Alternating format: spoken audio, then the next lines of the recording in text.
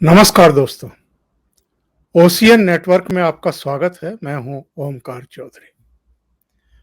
जो मुंबई या हिंदी सिनेमा है और जो टिपिकल जो व्यावसायिक सिनेमा है, उसमें हम और आप देखते हैं कि प्रेमी और प्रेमिका के बीच जब इश्क परवान चढ़ता है, तो उसके बाद ना प्रेमिका किसी की सुनने को तैयार होती है और ना प्रेमी ही अपने घर, परिवार, बुजुर्गों, जो अनुभवी लोग होते हैं, उनकी बातें सुनने को तैयार होते हैं।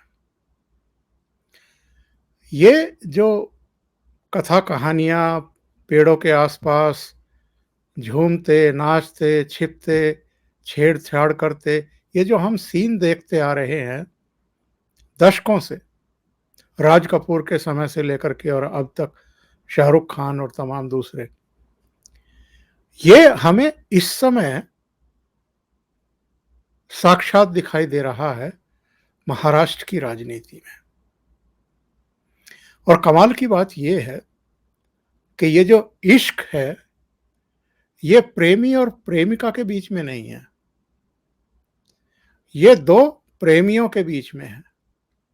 और प्रेमी भी इतने कड़े हैं, इतने समर्पित हैं एक दूसरे के प्रति कि वो कहते हैं ना कि लागी छूटे ना अब तो सनम, चाहे जाए जिया। मुझे तो कई बार ऐसा लगता है कि जैसे संजय राउत और उद्धव ठाकरे दोनों शरद पवार को जैसे झूम झूम करके कह रहे हों कि तुझमें रब दिखता है, यारा मैं क्या करूं। जो इनके शिवसेना के 38 एमएलए हैं, वो एक सुर से ये कह रहे हैं कि हमारी नाराजगी आपसे नहीं है, यानी उद्धव ठाकरे से नहीं है, मातोश्री से नहीं है, आपके बेटे से भी नहीं है। हमारी नाराजगी तो इस बात से है कि जिनके खिलाफ हम चुनाव लड़ते रहे, जिनके खिलाफ बाला साहब ठाकरे आजीवन संघर्षरत रहे, आपने उनसे हाथ मिला लिया सरकार बनाने के लिए। और हमारा एक ही सवाल है, और पिछले 4 दिन से 5 दिन से वो एक ही सवाल पूछ रहे हैं इनसे, और ये कह रहे हैं कि हमें तो बस हां और ना में जवाब दे दीजिए। आपको शरद पवार का साथ छोड़ना है या नहीं छोड़ना है? आपको कांग्रेस की संगति से अलग निकलना है या नहीं निकलना है? ये लोग कह रहे हैं कि हम 2019 का चुनाव भारतीय जनता पार्टी के साथ मिल करके लड़े थे। महाराष्ट्र की जनता का जो जनादेश था, वो था भारतीय जनता पार्टी और शिवसेना गठबंधन के लिए, दोनों की मिलीजुली सरकार के लिए। वो सीधे तौर पर नहीं कह रहे हैं कि देवेंद्र फडणवीस को मुख्यमंत्री बनाने के लिए, क्योंकि इनको और बुरा लग जाएगा, पर वो कह यही रहे हैं। और उनका कहना है कि आपने उस जनादेश के विरुद्ध जाकर के दो ऐसे दलों से, और खास तौर से जो उनका ऐतराज है वो शरद पवार को लेकर के है, जिसके इश्क में इस समय आकंठ डूबे हुए हैं उद्धव ठाकरे और संजय राउत। और कैसे डूबे हुए हैं, मैं इसका उदाहरण आपको दे सकता हूं, प्रमाण दे सकता हूं। कल तक, परसों शाम, यानी जिस दिन ये सारा कुछ हुआ उससे ठीक अगले दिन उद्धव ठाकरे ने फेसबुक पर लाइव किया, बड़ा इमोशनल स्पीच दिया। अपने पूरे भाषण में 17 बार उन्होंने कहा कि मैं इस्तीफा देने को तैयार हूं, मुझे मुख्यमंत्री पद का कोई मोह नहीं है। उन्होंने ये भी कहा कि मैं सीएम का सरकारी आवास छोड़ रहा हूं, मैं शिवसेना प्रमुख का पद भी छोड़ने को तैयार हूं। पर आप लोग आइए, सामने बैठ करके बात करते हैं। आप मुझे मेरे मुंह पर कहिए, मुझे नालायक साबित कर दीजिए और मैं छोड़ करके चला जाऊंगा। लेकिन उनके उस भाषण में इमोशनल पुट ज्यादा था। बैक साइड में बाला साहब ठाकरे की तस्वीर भी रखी थी। एक तरफ छत्रपति शिवाजी महाराज की प्रतिमा भी रखी गई थी। उससे पहले जब राजकीय भाषण करते थे या दूसरे कामकाज करते थे, तब कभी बाला साहब ठाकरे की तस्वीर नेपथ्य में दिखाई नहीं दी, मतलब पीछे बैकड्रॉप पर दिखाई नहीं दी। नेपथ्य तो पर्दे के पीछे हो जाएगा। लेकिन चूंकि संकट में है, पार्टी टूट रही है, विधायक नाराज हैं, पहले सूरत, उसके बाद गुवाहाटी बैठ गए जाकर के, और उनकी जो संख्या है वो लगातार बढ़ रही है। पहले 20, 22, 24 थे, फिर 32 हुए, फिर 36 हुए, अब 38 हैं, 12 निर्दलीय भी है। कुल मिलाकर के उनके पास 50 हैं। कुछ का कहना है इससे भी ज्यादा है, लेकिन मान लेते हैं 38 हैं। लेकिन अब पूरा सुर बदला हुआ है, संजय राउत का भी, उद्धव ठाकरे का भी। संजय राउत जो ये कह रहे थे कल सुबह तक भी कि साहब हमारी बात हो रही है, 21-22 एमएलए से हमारी बात हो रही है, वो वापस आने को तैयार हैं, हमारे साथ मिलने को तैयार हैं, हमारी एकनाथ शिंदे से भी बात हो रही है।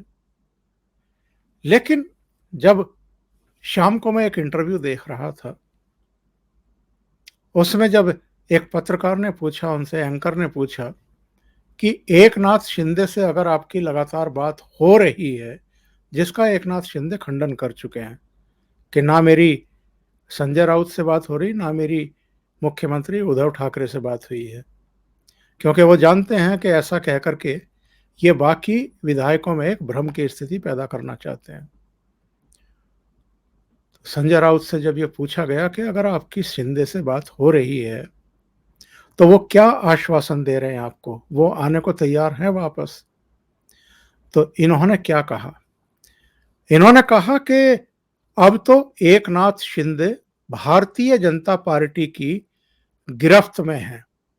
अब तो वो वही करेंगे जो भारतीय जनता पार्टी का नेतृत्व कहेगा। कब उठना है, कब बैठना है, कब खाना है, कब सोना है, किससे मिलना है, किससे नहीं मिलना है, वो अब भारतीय जनता पार्टी के गुलाम हो गए हैं। संजय राउत। और अगर मैं कहूं कि संजय राउत और उद्धव ठाकरे दोनों वही कर रहे हैं जो शरद पवार कह रहे हैं, तो क्या ये गलत होगा? और अगर मेरी बात पर यकीन ना हो तो खुद जरा संजय राउत की वाणी में सुन लीजिए वो क्या कह रहे हैं। क्योंकि एक दिन पहले तक ये कह रहे थे कि एकनाथ शिंदे हमारे 40 साल पुराने मित्र हैं, हमारे बहुत गहरे मित्र हैं, बहुत समर्पित शिव सैनिक हैं, बहुत ईमानदार हैं, और वो हमसे बहुत सारी बातें शेयर करते हैं, हम उनसे बहुत सारी बातें शेयर करते हैं।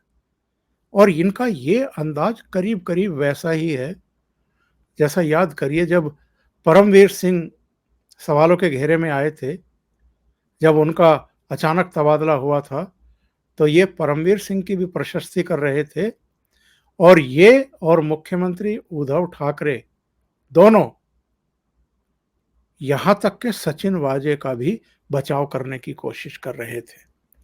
लेकिन बाद में जब इनको लगा कि ये तो दांव ही उल्टा पड़ रहा है, परमवीर भी इनके खिलाफ है, सचिन वाजे भी रंगे हाथ पकड़े गए हैं और मनसुख हिरेन के हत्याकांड मामले में भी वो फंस गए हैं, और जो तमाम वसूली हो रही थी उसमें भी उन्हीं को टूल बना करके अनिल देशमुख करवा रहे थे। उसके बाद फिर इनके सुर बदल गए। कल तक ये कह रहे थे कि नहीं नहीं, सब एमएलए आ जाएंगे, बात हो जाएगी, ये हो जाएगा, वो हो जाएगा। लेकिन आज क्या सुर था, और ये सुर बदला तब जब ये शरद पवार से मिले। शरद पवार से ही नहीं मिले, अजित पवार भी थे, दिलीप वलसे पाटिल भी थे, देसाई साहब भी थे, सारे एनसीपी के, और ये वहां उनसे मिलने गए। फोन पर मुख्यमंत्री से भी बात कराई, और उसके बाद जरा इनका कॉन्फिडेंस का लेवल देखिए कहां पहुंच गया। जरा सुनिए क्या क्या इन्होंने कहा पवार साहब से मुलाकात करने के बाद। हम जीतेंगे, फ्लोर ऑफ द हाउस पर जीतेंगे। अगर लड़ाई सड़क पर हो गई तो वहां भी जीतेंगे।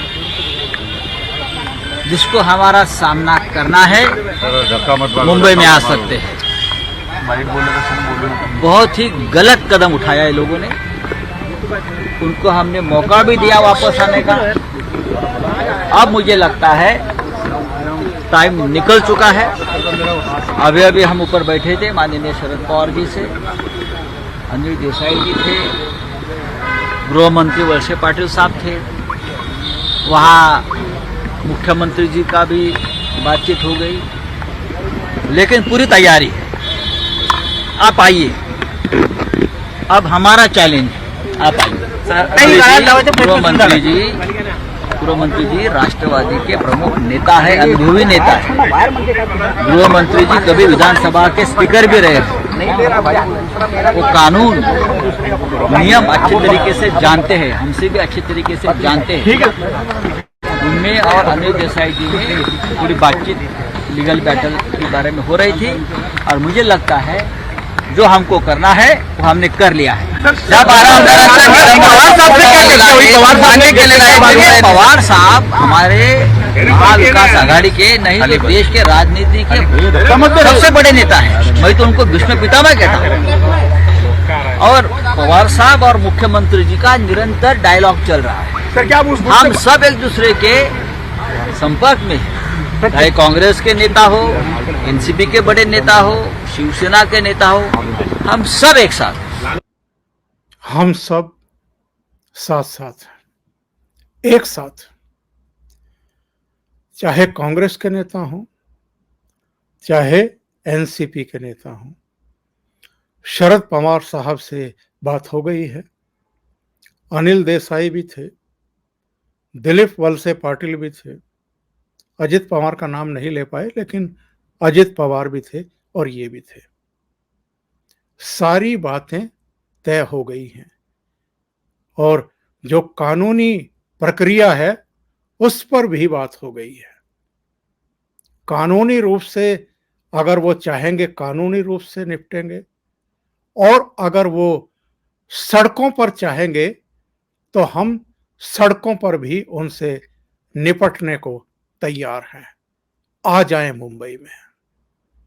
ये जो अंदाज है, ये जो चाबी है जो दिखाई दे रही है, ये शरद पवार ने इनमें भरी है।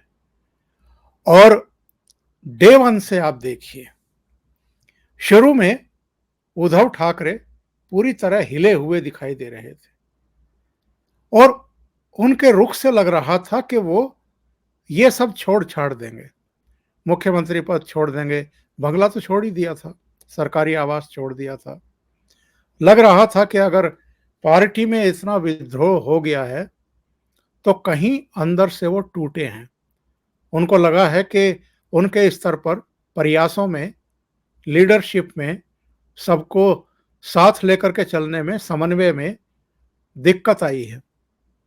कहीं उनके भीतर भी ये गिल्टी थी, लेकिन जब से शरद पवार की उनसे मुलाकातें होनी शुरू हुई हैं और संजय राउत से भी मुलाकातें होनी शुरू हुई हैं, वरना संजय राउत तो ये कह रहे थे कि ज़्यादा से ज़्यादा क्या होगा, सत्ता ही चली जाएगी या मुख्यमंत्री इस्तीफा दे सकते हैं या विधानसभा को भंग करा देंगे, इस तरह की बातें कर रहे थे।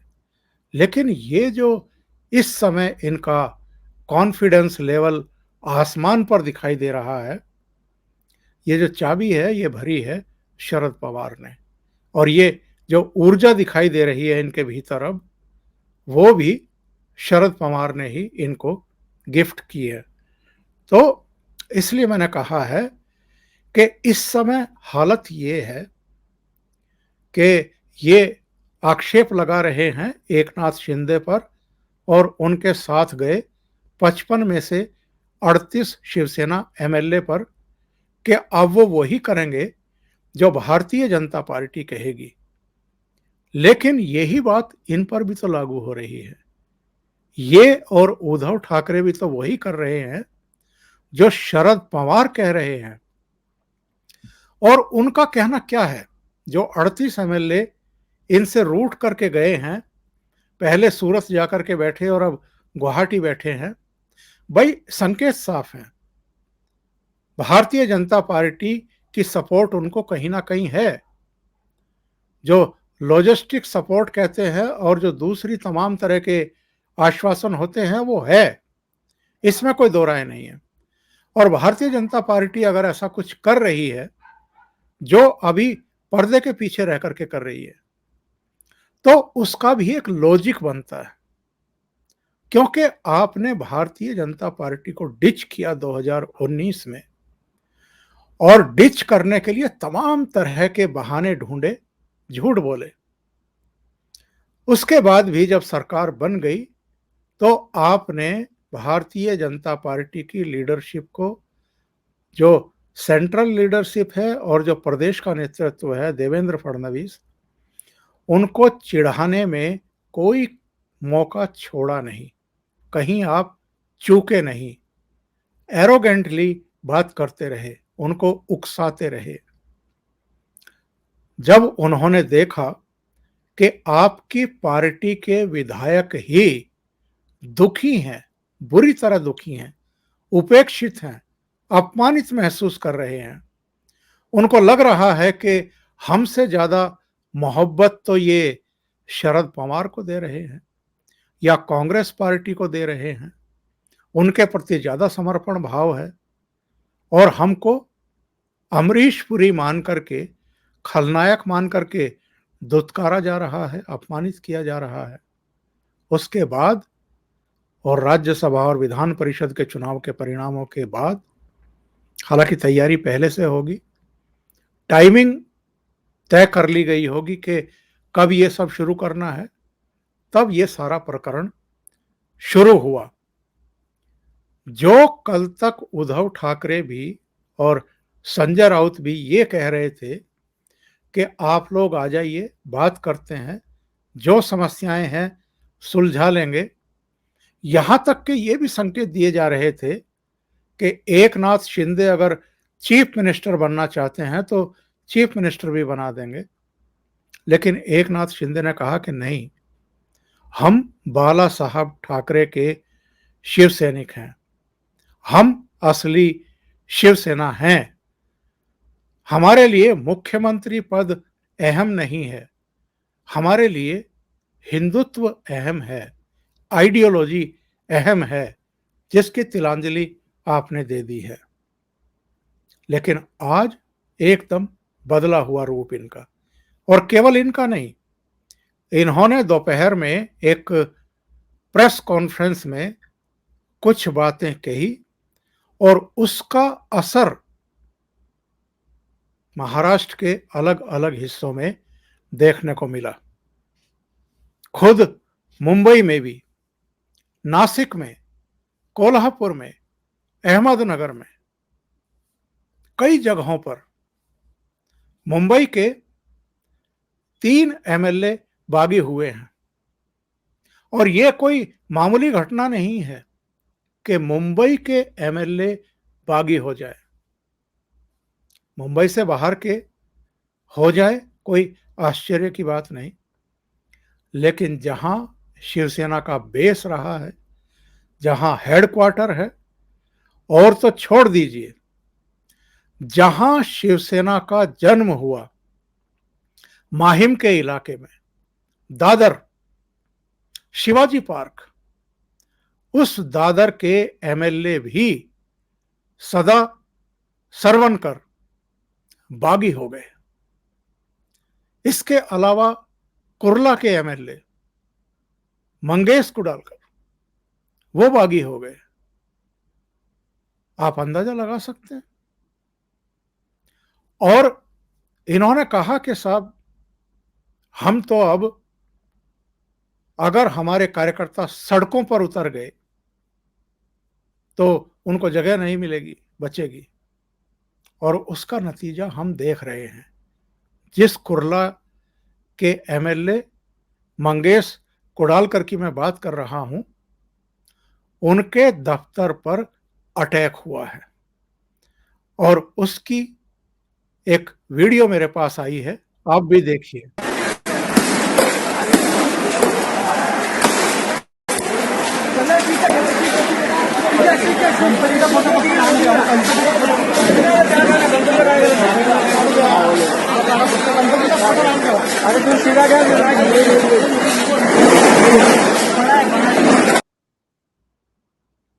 शिवसेना के एमएलए जो कल तक इनके प्रति पूरी तरह समर्पित थे, वफादार थे, इन्हीं के जयकारे लगा रहे थे, इनके मुख्यमंत्री बनने में उनका भी योगदान है।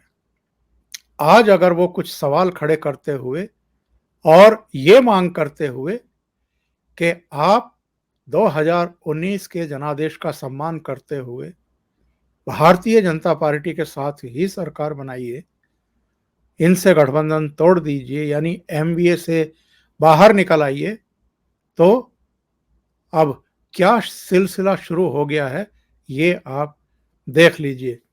इसी तरीके से आज नासिक में, अहमदनगर में जो एकनाथ शिंदे हैं, इनके पोस्टर लगे हुए थे, उन पर स्याही पोत दी गई। और जो दादर के एमएलए हैं, जहां मातोश्री भी है, सदा सरवणकर के यहां बाकायदा उनके पोस्टरों पर गद्दार लिख दिया गया, उनके पोस्टरों को भी पोत दिया गया। और चीफ मिनिस्टर ने आज जो जिलों में बात की है, जिलों के पदाधिकारियों से बात की है, क्योंकि अब ये इनको डर लगने लगा है कि विधायकों का एक बड़ा धड़ा, 2/3 विधायक टूट करके एकनाथ शिंदे की तरफ चले गए हैं। कम से कम 4 एमपी अब तक ये सचेत कर चुके हैं शिवसेना प्रमुख को कि आप ये सवाल खड़ा करने वाले इन एमएलए के खिलाफ किसी तरह की कार्रवाई ना करें। इनको लगता है कि संसदीय दल में भी फूट है और अगर जिलों की जो कार्यकारिणी है, जिलों की जो इकाइयां हैं, जो पदाधिकारी हैं, वो भी टूट करके ज़्यादा संख्या में, जिनकी संख्या 400 बताई जा रही है, जो पार्षद हैं, अगर अगर अलग अलग नगर निगमों में, नगर परिषदों में, नगर पालिकाओं में वो भी उनके साथ चले गए तो फिर पार्टी में विभाजन हो जाएगा। इसको कानूनी रूप से ये रोक नहीं पाएंगे। तो ऐसे में इन्होंने आज बातचीत की और बातचीत करके इन्होंने कई बातें अपने भाषण में कही। कुछ बातें मैं आपको दिखाता हूं कि इन्होंने क्या क्या कहा है। इन्होंने कहा है कि अगर आपको लगता है कि मैं बेकार हूं और पार्टी चलाने में असमर्थ हूं तो मुझे बताएं, मैं खुद को पार्टी से अलग करने के लिए तैयार हूं। आपने अब तक मेरा सम्मान किया, क्योंकि बाला साहब ने ऐसा कहा था, अगर आप कहते हैं कि मैं अयोग्य हूं तो मैं अभी पार्टी छोड़ने को तैयार हूं। इन्होंने कहा कि कांग्रेस एनसीपी आज हमारा समर्थन कर रही है। शरद पवार और सोनिया गांधी ने हमारा समर्थन किया, लेकिन हमारे ही लोगों ने हमारी पीठ में छुरा घोंपा। हमने ऐसे लोगों को टिकट दिया जो जीत नहीं सकते थे और हमने उन्हें विजयी बनाया। उन्हीं लोगों ने हमारी पीठ में छुरा घोंपा। जिन्होंने हमें छोड़ दिया, उनके पास भाजपा में जाने के अलावा कोई विकल्प नहीं है। भाजपा सिर्फ एक चीज चाहती है, शिवसेना को खत्म करना। इसके अलावा इन्होंने कहा, जब हिंदुत्व के नाम पर भाजपा और शिवसेना को अछूत माना जाता था और कोई भी भाजपा के साथ जाने को तैयार नहीं था, बाला साहब ने कहा कि हिंदुत्व वोटों का विभाजन नहीं होना चाहिए। हम भाजपा के साथ रहे और अब इसका खामियाजा भुगत रहे हैं। कुछ दिन पहले मुझे शक हुआ तो मैंने एकनाथ शिंदे को फोन किया और कहा, शिवसेना को आगे ले जाने का अपना कर्तव्य निभाओ, ऐसा करना सही नहीं है। उन्होंने मुझसे कहा, एनसीपी कांग्रेस हमें खत्म करने की कोशिश कर रही हैं और विधायक चाहते हैं कि हम बीजेपी के साथ जाएं। इसके अलावा इन्होंने कहा कि अगर वृक्ष के कुछ पत्ते, कुछ हिस्से खराब हो जाएं, सड़ गल जाएं, तो उन हिस्सों को निकाल करके अलग फेंक देना चाहिए। क्या मतलब है इस बात का? अगर एमएलए कोई चिंता जाहिर कर रहे हैं, आपको आईना दिखाने की कोशिश कर रहे हैं कि जो शिवसेना की, बाला साहब ठाकरे की आइडियोलॉजी थी, उससे आप भटक गए हैं, एक गलत पार्टी और पार्टी प्रमुख के इश्क में पड़ करके अपना सब कुछ तबाह किए जा रहे हैं, तो ये उनको रोग से ग्रस्त बता करके और काट करके फेंक देंगे। अगर उद्धव ठाकरे साहब से पूछा जाए कि पिछले दिनों आपकी एक सर्जरी हुई है, सर्जरी आपने क्यों कराई है? क्या आप उस हिस्से को अपने शरीर से काट करके फेंक नहीं सकते थे जिसकी आपने सर्जरी कराई है? यानी अगर आपको लगता है कि शरीर का कोई हिस्सा थोड़ा सा वैसा काम नहीं कर रहा है जैसा वो करता रहा है, तो उसकी वजह जानने की कोशिश करेंगे, उसका उपचार करने की कोशिश करेंगे, या उसे शरीर से निकाल करके बाहर फेंक देंगे। ये क्या तर्क हुआ? ऐसी बहुत सारी बातें इन्होंने आज के भाषण में भी कही और ये अक्सर इनके भाषण अगर आप उठा के देखेंगे तो आपको ऐसी बहुत सारी बातें पढ़ने सुनने को मिल जाएंगी। इनको नसीहत दी है चिपलुन से इनके ही एमएलए जो बागियों के साथ नहीं गए हैं, भास्कर जाधव ने। जो इधर बयानबाजी हुई है पिछले 24 घंटे में, उस पर उन्होंने ये कहा है कि बागी विधायकों को मनाने के बजाय उन पर जो हमले किए जा रहे हैं, जवानी हमले किए जा रहे हैं, और अब तो तोड़फोड़ शुरू हो गई। कुर्ला के विधायक के दफ्तर पर जिस तरह की तोड़फोड़ हुई है, ये किसी भी दृष्टि से ठीक नहीं है और इन्होंने सलाह दी है कि उनको चुनौती मत दीजिए, चैलेंज मत करिए कि अगर सड़कों पर निपटना है तो आ जाइए, बल्कि उनसे संवाद करिए। उनकी जो समस्याएं हैं, उनकी जो शिकायतें हैं, उनको उनका समाधान करने की कोशिश करिए। लेकिन ऐसा लगता है कि ना उद्धव ठाकरे की इसमें दिलचस्पी है, ना संजय राउत की, जो कल तक कोई और ज़बान बोल रहे थे, और शरद पवार तो एक्चुअल में जिस मुहिम में लगे हुए हैं, जुटे हुए हैं, ऐसा लगता है कि वो उसी तरफ बढ़ रहे हैं, जिसकी शिकायत शिवसेना के अधिकांश एमएलए को है कि ये हमारी पार्टी को ही खत्म कर रहे हैं। और उद्धव ठाकरे इस बात को समझने को तैयार नहीं है। अभी के लिए इतना ही। बहुत बहुत धन्यवाद। अगर आपको ये चैनल और इसके कंटेंट पसंद आ रहे हैं तो लाइक करें, कमेंट करें, वीडियो को शेयर भी करें। अभी तक अगर आपने ये चैनल सब्सक्राइब नहीं किया है तो सब्सक्राइब कर लें और साथ में लगे बेल आइकॉन को दबा दें ताकि आगे आने वाले वीडियो और उनके नोटिफिकेशन आप तक पहुंचते रहें। बहुत बहुत धन्यवाद। नमस्कार।